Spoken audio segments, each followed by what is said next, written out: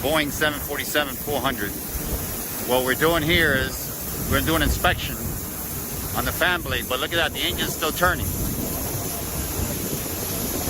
Michael's stopping the engine from turning because it's turning by the windmilling with his body against the spinner.